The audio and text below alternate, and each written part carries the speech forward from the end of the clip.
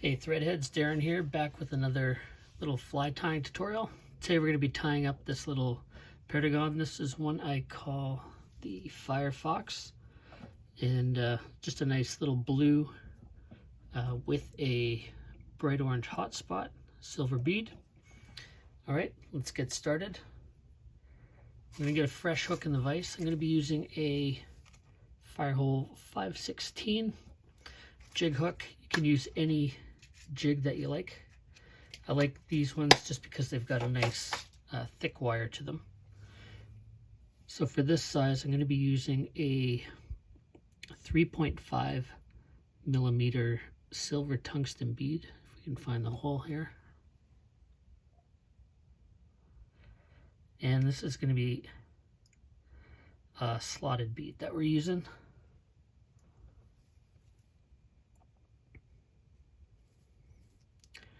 All right, let's get that fresh hook in the vise.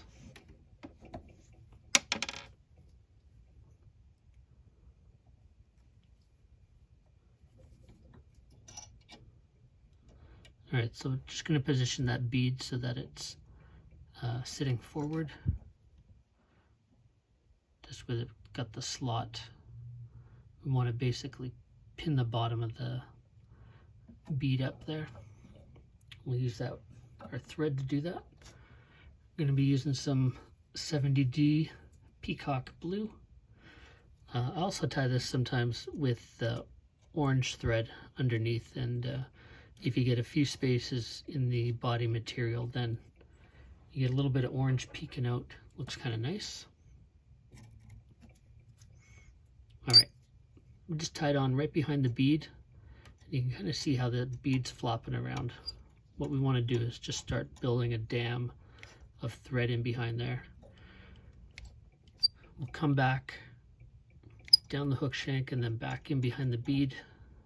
We'll add a couple extra wraps. Sometimes if you just push your nail up in there, push that forward, it'll help get it seated a little quicker.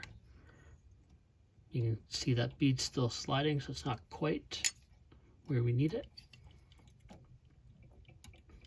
So we'll just continue putting in a few thread wraps there until we get that bead seated where we want.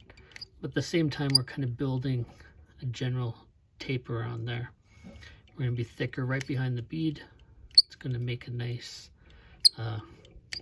slope on the body of the fly here. You can kind of see the bead there's stuck in place now. It's not moving. And so now we can kind of go down to just the end of the flat section of this hook. We don't want to go into the bend there. It's going to start making our tail wrap around. So that's about as far as we want to go. So next we're going to take a dark Pardo feather here. I've got a whiting tailing pack. This one here is dark Pardo. You can see it's got some nice speckled feathers on there.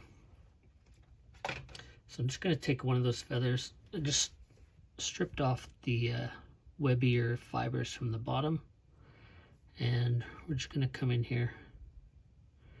We're going to take about 5 or 6 fibers, somewhere around there. We don't want it too heavy,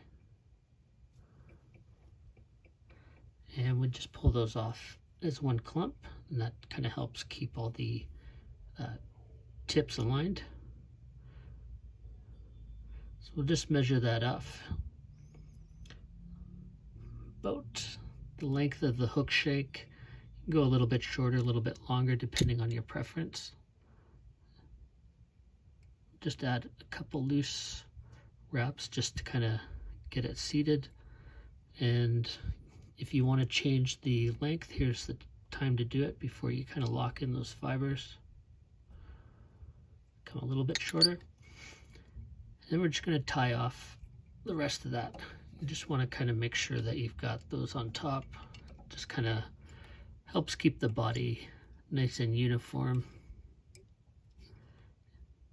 And we're going to continue building out towards that tapered shape. So sometimes you can just pull those off. These feathers are a little bit thicker than some others, so you'll probably want to cut them off.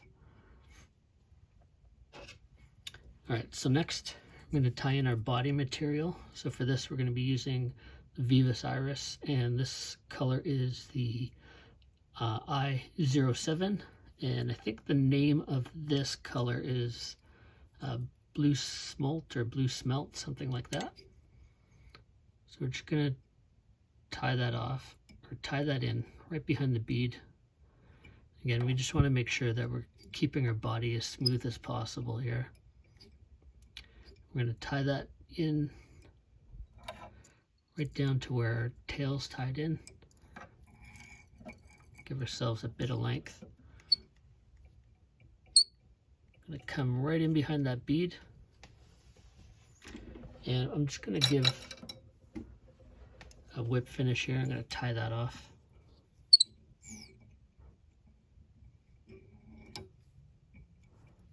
Just with a couple wraps.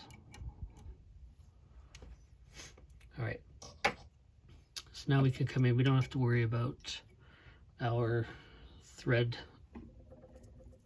interfering with the wrapping of our body material here. So sometimes what I'll do is I'll put a little bit of head cement under here. Not really necessary, because we're actually going to coat this with a little bit of bone dry. All right, so we just covered that, touching turns, and it's completely covered now. Now we're going to bring in our hotspot. So for that, I'm going to be using the Veevus thread, and this is a 12-aught. I believe the color on this is fluorescent orange. It's got a nice bright hotspot. So right in behind the bead.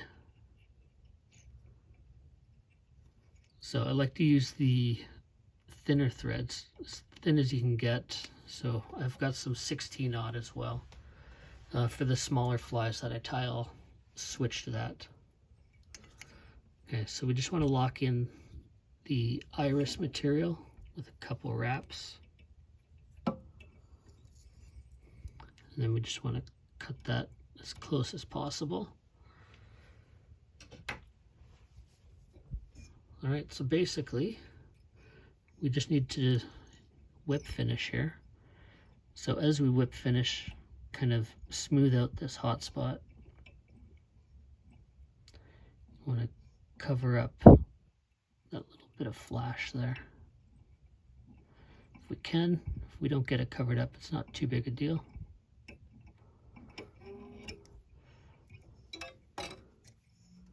All right, so there's nice whip finish. Now we did have this little bit here. I'm not going to worry about that. If I was going to be handing this off to one of my customers, I would definitely not want to do that, but this one's going to get fished, so no worries. I'm going to take a little bit of bone dry here.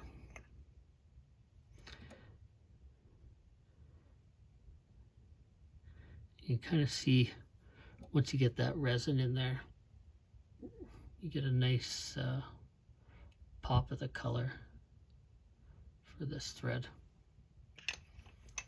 All right, so this is where I like having a rotary vise. You can flip that around. If you got this thinner resin, you can kind of even it out here.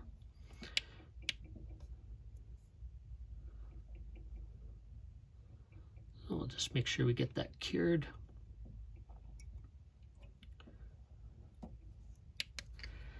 All right, looks pretty good. Now I'm just going to run my finger on there, make sure there's no hard spots or sharp points. All right, so one final